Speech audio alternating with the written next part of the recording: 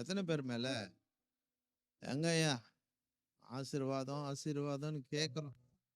இந்த ஆசீர்வாத சபைக்கு வந்தாலும் நாங்க ஆசீர்வதிக்கப்படுவோம்னு பார்க்குறோம். ஆனா ஆசீர்வாதம் கண்ணு கெட்டின தூரத்துல தெரியலையா, ரொம்ப தூரத்துல இருக்கு. அவர் சொல்றாரு மேலே ஊத்துவேன்றார்.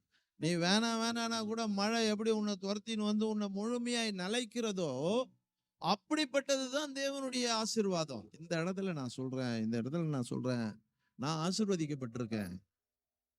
நான் அவரை தேட தேட நான் ஆசீர்வதிக்கப்பட்டு தான் இருப்பேன். எனக்கு ஒரு குறையும் கிடையாது. இருந்தாலும் இன்னைக்கு நான் ஆசீர்வதிக்கப்பட்டா போதும்னு வாழுகிற இந்த ஜனங்கள் மத்தியில நீங்களும் ஆசீர்வதிக்கப்பட வேண்டும் என்று விரும்புகிற ஒரு மனுஷனா தான் நான் இங்க இருக்கிறேன். அப்படி ஒரு விருப்பமே என்னை ஆசீர்வதிக்கிறது. நீங்க அந்த வார்த்தையை ஏற்றுக்கொண்டு அதற்கேற்றபடி நீங்க நடக்கும்போது எவ்வளவு ஆசீர்வதிக்கப்படுவீர்கள்.